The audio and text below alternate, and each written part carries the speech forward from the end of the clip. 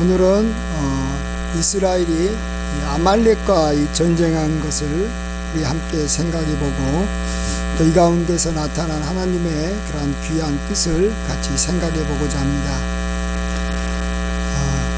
이스라엘이 이제 출애굽한 지 약 한 3달쯤 되었을 때 하나님은 이스라엘에게 모세를 통해서 아말렉과 싸우라라고 이야기를 합니다.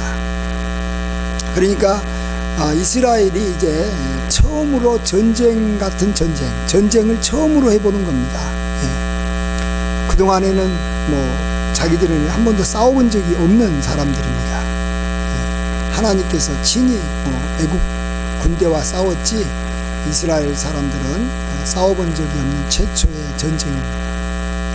근데 이 최초의 전쟁의 가장 큰 특징이 뭐냐 그러면 모세가 손을 들면 이스라엘이 이기고 모세가 손을 내리면 아말렉이 이긴다. 이게 이제 최초의 전쟁의 특징입니다. 왜 하나님께서 최초의 전쟁을 이런 식으로 하게 하셨을까? 그렇다면 이 다른 전쟁 또 이제 그 다음에 이제 여호수아가 이스라엘을 이끌고 가나안에 들어갔을 때 했던 최초의 전쟁을 우리가 또 생각해 볼 수 있습니다. 서로 같은 최초라는 의미를 갖고 있기 때문에 그렇습니다. 그때는 이미 여리고와의 전쟁을 했는데 7일 동안 이제 하루에 한 바퀴씩만 돌고 마지막 날 7째 되는 날 7바퀴를 돌고 난 다음에 여리고성을 향해서 소리를 지르라라고 했습니다.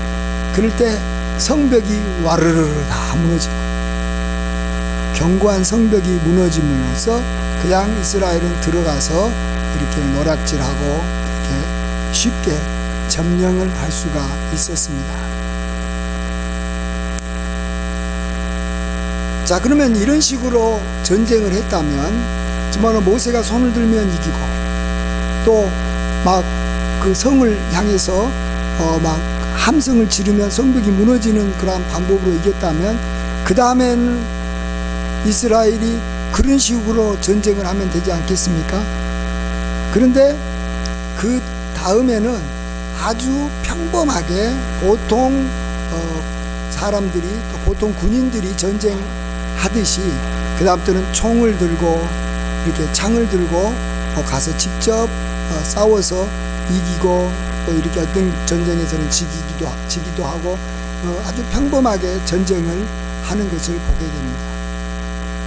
왜 하나님께서는 이렇게 첫 번째 전쟁은 굉장히 특이한 방법으로 하게 하실까? 그것은 여러분도 대충 이제 다 짐작은 했겠지만 이것은 전쟁은 하나님께 속한 것이고 하나님께서 전쟁에서 이기게 해주신다라는 것을 알려주기 위한 것입니다. 모세가 손을 든다. 모세는 그 당시 이렇게 나이가 이렇게 많아가지고 이렇게 80 이제 넘은 노인이기 때문에 전쟁에 나갈 수도 없었고 산에 올라가서 하나님의 지팡이를 들고 그가 손을 들고 기도하면 하나님께서 이겨주신다는 거죠. 그것은 하나님께서 전쟁에 참여하셔서 이기게 해주신다라는 겁니다. 근데 아래쪽에 보면 막상 이 전쟁터에는 일반 전쟁하고 똑같아요. 여호수아가 칼을 들고 이제 이스라엘 사람들을 이끌어서 아말렉과 싸우는 모습은 똑같은데 보통 전쟁같이 보이지만 이 전쟁을 주관하고 계시는 이는 하나님이시다. 그래서 하나님이 지게 하면 지는 것이고 이기게 하면 이기게 한다는 것입니다. 여리고도 하나님께서 이기게 해주셨다는 걸 확실하게 보여줬잖아요. 어떻게 막 소리를 지른다고 성벽이 무너지는 일은 그 이후에도 한 번도 없습니다. 그렇지만 이렇게 소리를 질렀을 때 성벽이 무너지게 하는 것은 그 다음의 전투, 그 다음에도 이제 계속해서 이제 이스라엘은 가나안 족속과 전쟁을 이제 하면서 나아가잖아요.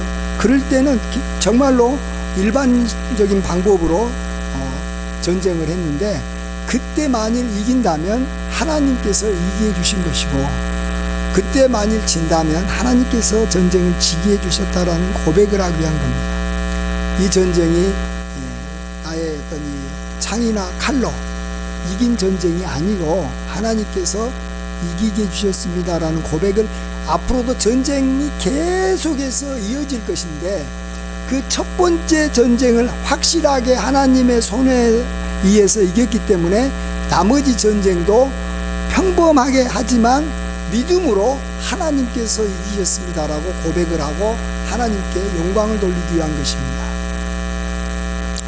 자, 전쟁 그러면, 싸움 그러면 우리가 또 가장 대표적으로 우리가 이제 싸움에 가장 성경에서 또 유명한 것이 다윗과 골리앗의 싸움입니다. 다윗의 첫 번째 싸움, 다윗의 첫 번째 전쟁이 또 의미가 있습니다. 왜 그러냐 그러면 다윗은 그 다음에는 한 번도 이 물맷돌 가지고 골리앗과 같은 사람을 이렇게 싸워서 이긴 적이 없습니다. 그 다음에는 말 그대로 창과 칼로 전쟁을 했어요. 아주 평범한 방법으로 다윗이 전쟁을 해서 이겼는데, 첫 번째 싸움은 굉장히 특이한 방법으로 하나님께서 다윗이 이기게 하십니다. 그때 다윗이 했던 고백이 아주 중요합니다. 이 골리앗과의 싸움은 칼과 창에 있지 아니한 것이건데 전쟁은 여호와께 속한 것인즉 그가 너희를, 그러니까 이 골리앗을 우리 손에 넘겨주리라, 이렇게 고백을 합니다. 그러면서 자기는 이 물맷돌을 가지고 이 골리앗을 향해서 이제 5개를 준비해 가지고 나아가지 않습니까? 왜 5개를 준비했는지 아시겠어요? 이게요, 물맷돌 가지고 던져서 웬만하면 사람이 안 죽습니다. 돌 맞고 사람이 쓰러질 수는 있지만 즉사하지는 않아요. 그래서 한 5개 중에 한 3개 정도는 맞춰야지만이 좀 이렇게 어쨌든 이 치명상을 입힐 수가 있을 거라고 생각을 해서 5개 정도를 다윗은 준비했을 겁니다. 근데 참 놀랍게도 첫 번째 던진 것이 골리앗이 현재 투구를 쓰고 있었는데, 투구는 얼굴을 가리는 거잖아요. 얼굴을 가리기 때문에 얼굴이 굉장히 위험해서 얼굴을 제일 많이 보호하는데 이 투구를 이렇게 치지 않고 이마를 돌이 이렇게 박혔다, 이렇게 성경은 표현합니다. 박혔다. 돌이 어떻게 박힙니까? 이마에 완전히 돌이 어마어마한 이 속도로 이 골리앗의 머리에 아주 정통으로 쳐가지고 골이 깨지게 만들었다라는 표현을 이렇게 돌이 박혔다, 이렇게 표현을 합니다. 성경에. 그것은 하나님께서 하셔야지만이 그렇게 하는 거지, 아무리 돌을 이렇게 잘 던지는 사람도 이 이마를 향해서 던졌다고 한들 이마에 맞히기도 힘들 뿐만 아니라 그 주변에 보호하고 있는 이 투구 때문에 정확하게 맞히기가 쉽지 않고, 또 그 다음에 이제 머리 다음으로는 이제 가슴이라든지 이런 부분이 좀 치명적이긴 하지만 이미 그것도 골리앗은 이 갑옷을 이렇게 완전히 입고 있었기 때문에 그것에 마저도 별 충격이 되지 않는 거예요. 그래도 어쨌든 맞춰야지만 어느 정도 충격이 가해지기 때문에 한 돌을 5개 정도 준비해서 한 3개 정도나 맞추고, 또 정확하게 좀 맞추고 힘있게 맞추고 이런 다 계산을 했는데 다윗도 던져놓고 자기가 고백을 한 거예요. 이건 하나님께서 신기하게 정확하게, 그것도 이마에 정확하게 맞추게 해가지고 한 방에 끝내버렸더라. 만일 다른 데 맞아가지고 조금 이 골리앗을 화가 나게 만들었으면 골리앗이 더 무섭게 다윗에게 달려들었을 거예요. 그래서 우리가 호랑이의 이 여기 코털을 건들지 말아라 그러는데, 이게 자칫하면 이 물맷돌이 호랑이의 이 코털을 건드린 것처럼 괜히 골리앗만 성질나게 만들어서 다윗이 더 이렇게 이 처참하게 죽임을 당하게 만들 수도 있는데, 하나님께서 하셨다라는 겁니다. 자, 이것을 다윗이 경험하고 난 다음에는 그 다음부터는 물맷돌이라는 방법을 사용하지 않습니다. 이게 가장 좋은 방법이라면 물맷돌을 가지고 했겠죠. 그러나 물맷돌 가지고는 사람을 못 죽여요. 물론 물맷돌이 뭐 무기 중에 하나가 되지만 창이나 칼이나 이런 화살에 비하면 이건 효과가 별로 없기 때문에 나중에는 이 물맷돌이 많이 사용되지 않지 않습니까? 그리고 다윗도 그걸 잘 사용하지 않습니다. 그냥 창이나 칼로 싸웁니다. 그러나 첫 번째 전쟁에서 하나님께서 확실하게 나를 도와주셔서 나보다 강한 자를 하나님께서 이기게 해주셨다라고 고백을 할 수 있었기 때문에 다윗은 그 다음에 전쟁에 나갈 때마다 하나님을 의지하고 또 하나님께서 전쟁에서 이기게 해주셨다라고, 이기면 하나님께 영광 돌리는 거예요. 이게 만일 첫 번째 것이 잘못되기 시작하면, 첫 단추가 잘못 깨어지기 시작하면 그 다음부터는 이게 문제가 심각해져 버립니다.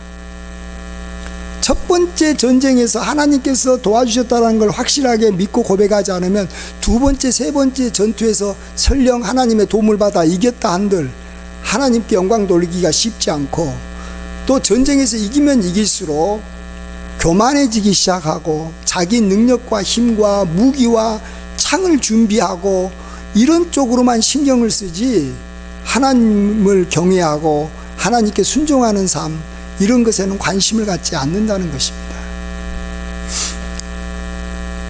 하나님께서는 우리에게 첫 번째 것은 다 여호와의 것이다, 하나님의 것이라고 말씀해 주셨습니다. 첫 번째 것은 하나님의 것이다. 이게 굉장히 중요합니다. 첫 번째 것이 하나님의 것입니다 라는 말은 뭘 의미하냐 그러면 나머지 것도 하나님의 것입니다 라는 말입니다. 첫 번째 것만 하나님의 것이고 나머지는 우리 겁니다, 이런 거예요? 그게 아니에요. 첫 번째 전쟁에서 이기게 하신 하나님은, 확실하게 이기게 하신 하나님은 두 번째, 우리가 내 힘으로 내 능력으로 내가 노력해서 이겼지만 하나님께서 이기게 해주셨습니다라고 고백하게 만드는 겁니다. 짐승 중에 첫 번째 난 것은 하나님의 것임으로써 하나님께 드렸습니다. 첫 아들도 하나님께 드렸습니다. 그러면 첫 아들만 하나님께서 나에게 주신 아들이고, 뭐 두 번째 아들, 세 번째 아들은 뭐 내가 난 아들입니까? 첫 번째 것을 확실하게 하나님께서 나에게 주신 아들이라고 고백하면서 이렇게 믿음으로 드리게 되면 나머지 아들도 하나님께 드리는 것이고, 하나님께서 주셨기 때문에 내가 하나님의 이름으로, 하나님의 교훈과 말씀으로 그를 양육하는 것입니다.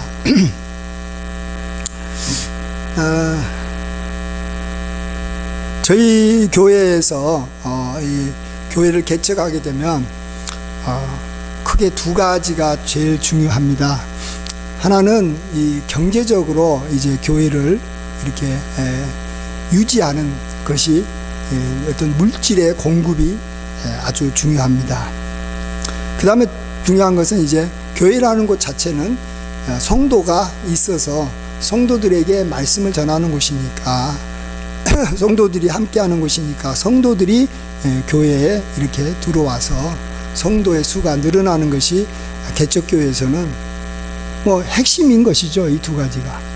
근데 저희 교회는 이 둘 중에 하나는 확실하게 경험했는데 하나는 경험하지 못하고 있습니다. 그러면서 제가 생각했어요. 왜 우리 교회는 물질적인 면에서는 하나님께서 성도가 한 50명 이상 되는 교회처럼 하나님께서 물질을 주시는데 성도는 왜 몇 명 안 되지? 10명도 안 되지? 왜 그럴까? 저는 그것을 생각해 보면서 첫 번째 것에 대해서 내가 어떻게 믿음으로 고백했느냐에 따라서 이런 결과가 나왔다, 이렇게 생각을 하게 됐습니다. 먼저 제가 물질적인 면은 제가 한번 이야기 드리면 이렇습니다. 저 교회가 개척하고 난 다음에 참 2년 동안은 굉장히 힘들었어요. 물질적인 면에서. 저희들이 이제 관리비하고 은행 이제 교회를 샀던 것에 대한 어떤 이자를 내다 보니까 한 150만 원 정도가 그냥 나가는데 저희 교회 들어오는 것은 한 200 정도 되는 거예요.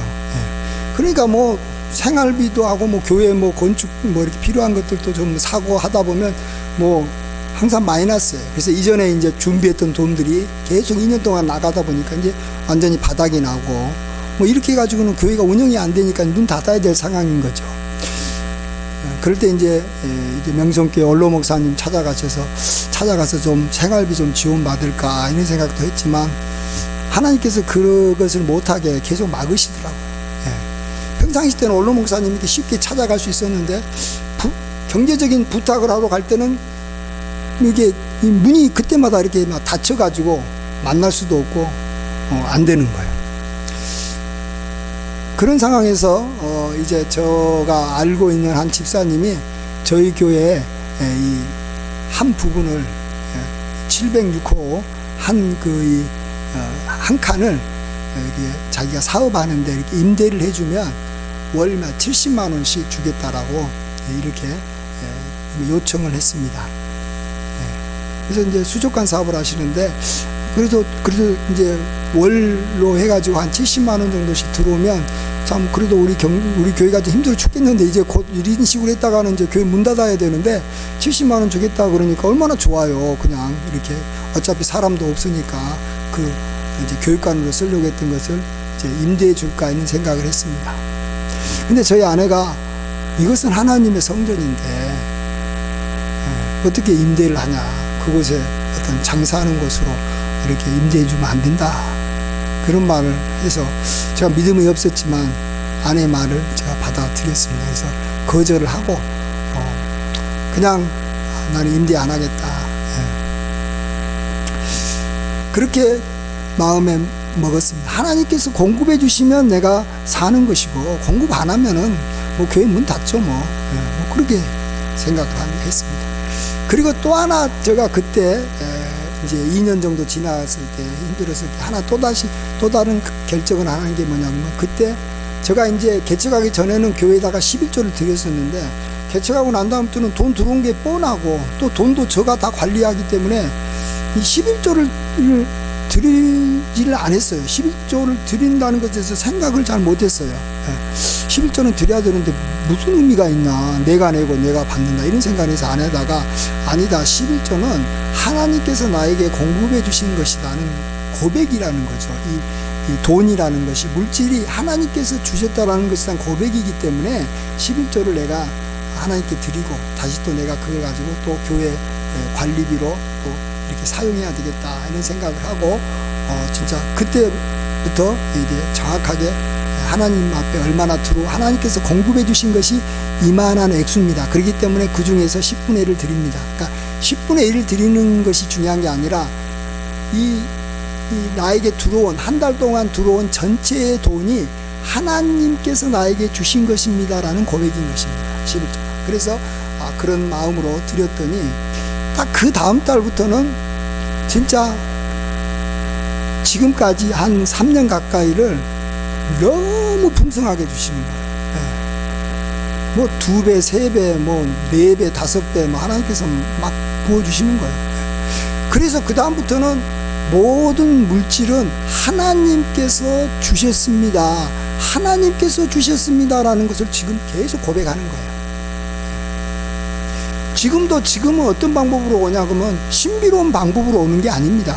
뭐 저희 교회에 대해서 갑자기 어떤 분이 생각나서 헌금할 수도 있고 또 지원해 줄 수도 있고 또 이렇게 해가지고 뭐 이렇게 아는 분을 통해서 이렇게 교회가 이렇게 운영되고 있는데, 그렇지만 정말로 하나님께서 처음에 이 이렇게 적은 돈으로 운영하다가 갑자기 많은 돈이 들어온 그것이 하나님께서 하셨습니다라는 고백을 확실하게 하니까 그 다음부터는 평범한 방법으로 들어온 모든 것도, 사람이 나를 도와주는 그런 것도 다 하나님께서 하셨습니다라는 고백을 한 거예요. 만나는 확실하게 하늘에서부터 내려온 거잖아요. 그걸 먹는 것을 갖고 처음으로 고백을 하고 난 다음에는 가나안 땅에 들어가서 자기가 땅에다가 씨를 뿌리고 자기가 땀을 흘려서 거두고 난 다음에도 하나님께서 이렇게 거두게 해주셨습니다라고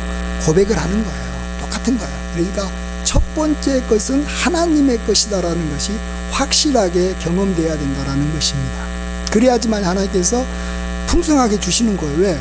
풍성하게 주는 것마다 다 하나님께서 주셨다기 때문에 하나님께 영광을 돌리고, 또 하나님께서 주셨기 때문에 그거 가지고 우리가 자랑하지 않기 때문에 우리가 교만이라는 아주 무서운 죄에서 우리가 벗어나서 계속 겸손하게 풍성하지만 겸손한 삶을 살 수 있기 때문에 그렇습니다. 자, 그런데 이제 성도는 그렇지 않아요. 뭐 이렇게 이 경제적인 것은 한 50명 막 이상의 그런 교회 같이 들어오는데, 이 성도는 우리 가족밖에 없고, 한 3년 정도는 우리 가족만 계속 예배 드리다가, 언제죠? 우리 권사님이 오실 때가 2001년인가요?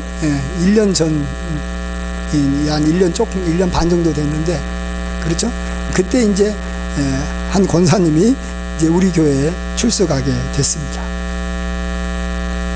근데 그분은 제가 이전부터 알고 있는 분이죠. 순천에서 우리 같이 같은 교회에서 이렇게 함께 했던 우리 교인이었는데, 이제 아드님 때문에 우리 교회 근처에 이사를 와가지고 이렇게 우리 교회에 출석한 겁니다.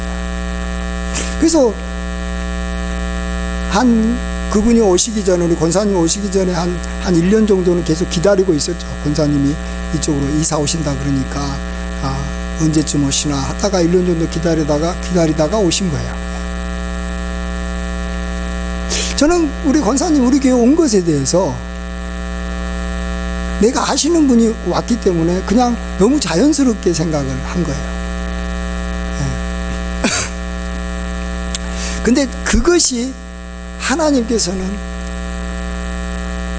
저의 그러한 생각에 대해서 굉장히 실망하시고, 하나님께서는 안타깝게 여기셔서 그 다음부터는 성도들을 보내주시 않았던 이유다, 이런 생각을 오늘 해보게 됐습니다. 자, 처음에 개척을 하면 가장 평범하게 생각하는 게 뭐냐 그러면 주변에 있는 분들이 오는 거예요. 개척교회는 뭐 별 볼 일 없기 때문에 가까이에서 교회 안 다니신 분이나 또 뭐 이곳에 뭐 이사하신 분이 오는 거예요. 그런 방법으로 우리 교회에 온다면 그건 하나님께서 보내주셨다라기보다도 뭐 우리 교회가 개척교회가 생겼으니까 온 거고, 또 뭐 내가 그동안에 하나님 앞에 기도 많이 하고 뭐 하나님 말씀 잘 준비해서 전하기 때문에 하나님께서 보내주셨지만 또 그것 때문에 성도님이 오셨다라고 생각할 수가 있는 겁니다. 그렇잖아요. 또 어떤 분은 그러잖아요. 교회 건물이 아주 크고 좋으니까 사람이 그 건물 보고 왔다. 저 목사님이 아주 설교를 잘하니까 또 뭐 그거 설교 들으려고 왔다. 이런 식으로 말한다면 하나님께서는 영광을 받지 못하는 것이고, 또 실제 그것 때문에 온 게 아니고 하나님께서 보내주신 거예요. 근데 우리 권사님이 저는 우리 교회에 올 줄을 꿈에도 생각 못했어요. 개척할 때는. 왜냐하면 권사님이 뭐 저 지방에 멀리 계시는데 우리 교회 올 리가 없는 거 아니에요. 온다면 다른 분이 오겠죠.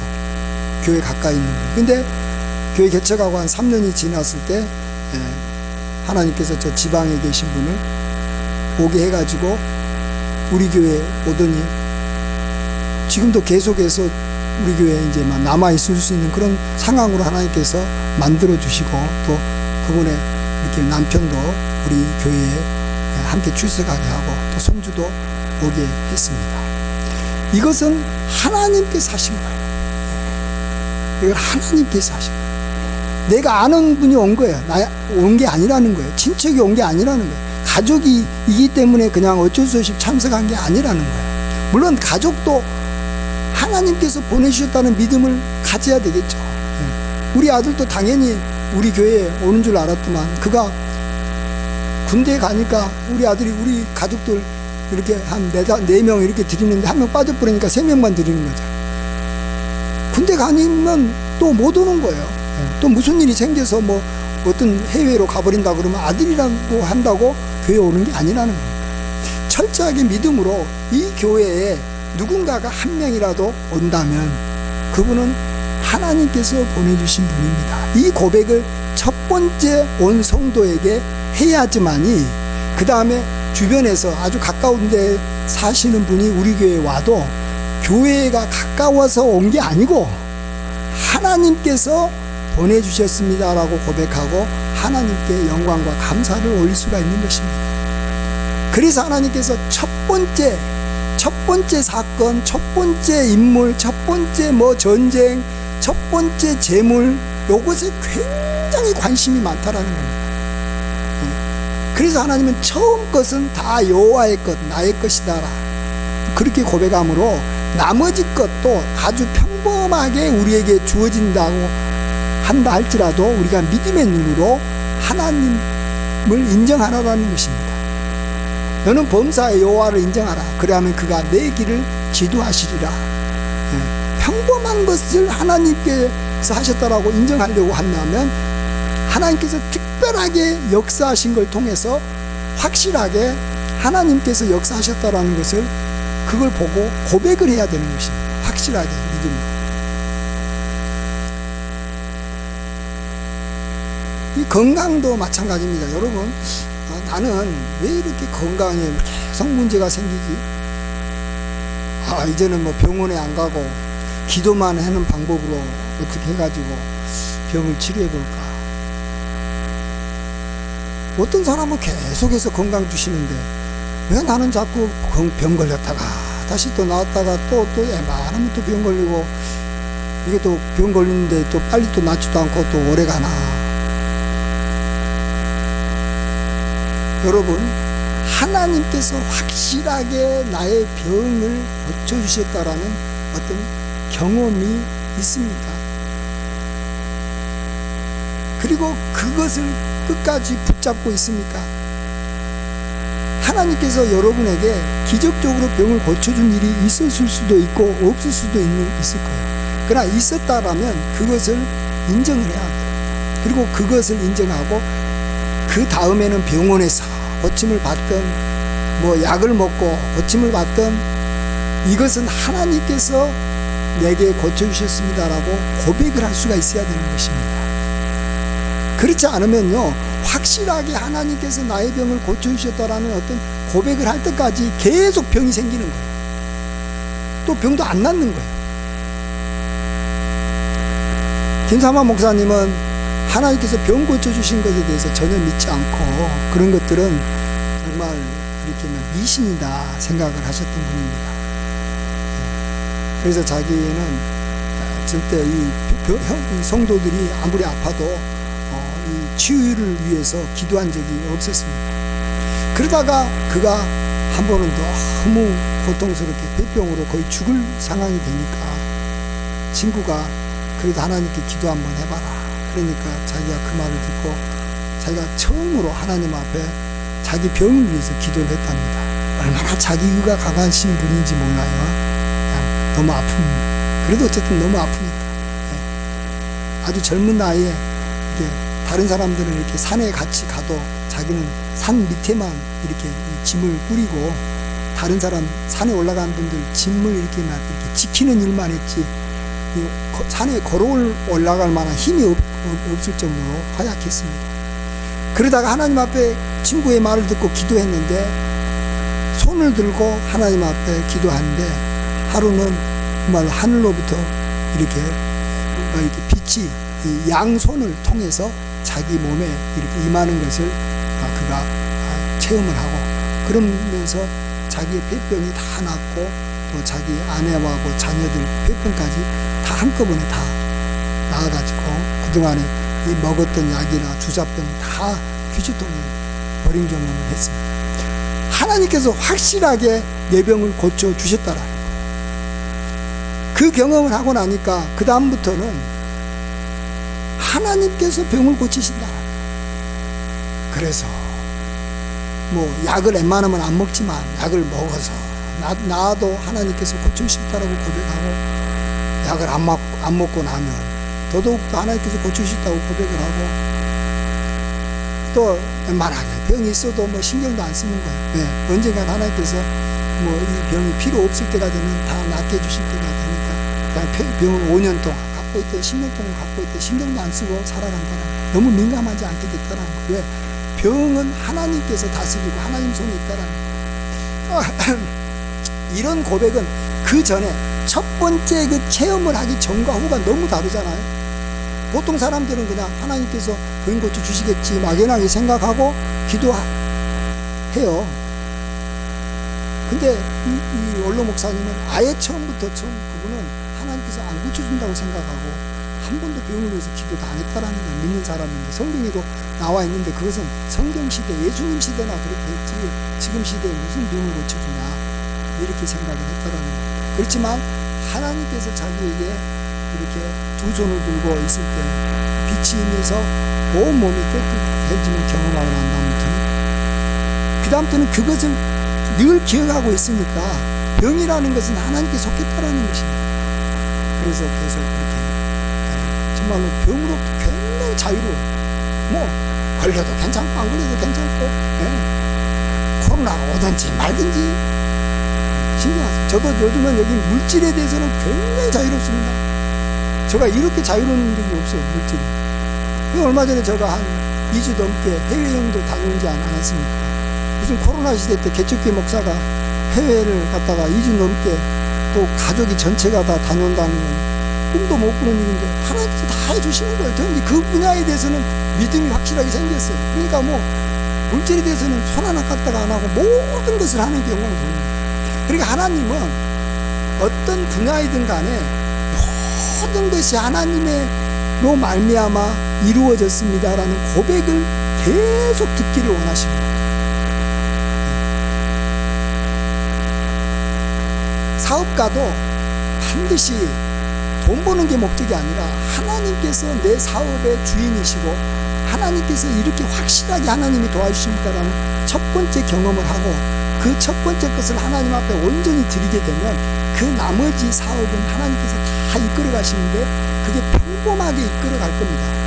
그럴 때도 하나님께서 하셨다라고, 누가 뭐 아는 친척이 도와줘도 하나님께서 하셨습니다라고, 친구가 도와줘도 하나님께서 하셨습니다라고, 직원이 아주 훌륭한 직원이 있어서 회사가 잘 때도 하나님께서 저 직원을 통해서 하셨습니다라고 고백을 하는 거예요. 그러면 그 회사는 계속해서 하나님께 영광을 돌리기 때문에 하나님께서 잘 되게 해주시고, 다윗처럼 전쟁에 나갔을 때마다 한 번도 지지 않고 항상 이기게 하십니다.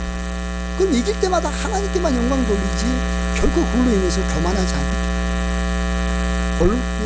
다윗에게 있어서 골리앗과의 싸움, 그 첫 번째 싸움이 아주 그에게는 하나님께서 나를 도와주셨다라는 것을 인상 깊게 그가 이렇게 머리에 새기고 가슴에 새겼기 때문에 그는 전쟁에서 진 적이 없는 것입니다. 영원히 안 지는 겁니다. 그래서 우리가 잘 되고 못 되는 것이 중요한 게 아닙니다. 하나님께서 하셨다라고 고백할 수 있느냐 없느냐가 더 중요한 거예요.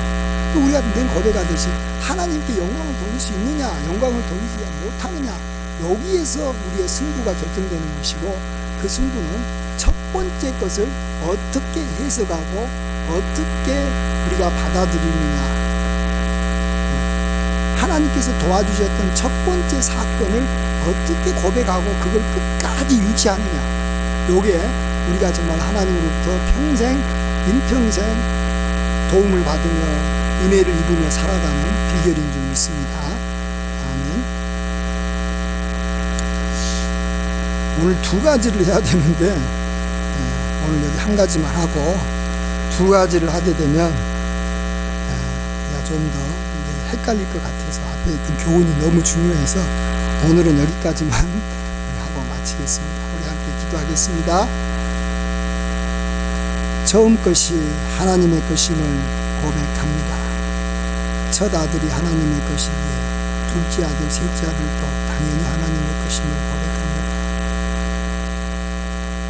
하나님께서 만나를 내려주신 하나님이시기에 가나안에서 우리가 씨를 뿌리고 거두는 것도 다 하나님께서 비를 주고 햇빛을 주고 도와주지 않으면 안 되는 하나님의 그러한 은혜임을 고백합니다. 우리의 물질도 하나님으로부터 왔기 때문에 앞으로도 오게 될 물질과 모든 축복들, 우리 교회 부흥도 하나님께서 다 하신 것임을 우리가 고백하게 될 줄 믿습니다. 하나님 도와주셔서 정말 우리 교회가 지금 경험하지 못하고 있는 교회 부흥을 정말 하나님께서 허락하시고 하나님께서 부흥을 통해서 영원히 우리 교회를 통해 영광받아 주시옵시고 또 우리의 건강도 아버지 하나님께서 영원히 이렇게 하나님께서 영광받아 주시고 또 우리 자녀들도 영원히 하나님께서 영광받아 주시고 모든 삶이 다 하나님의 것임을 일평생 고백하며 영광 돌리는 저희들이 되게 도와주시옵소서. 모든 걸 감사드렸고 존귀하신 예수님의 귀하신 이름으로 기도하옵나이다. 아멘.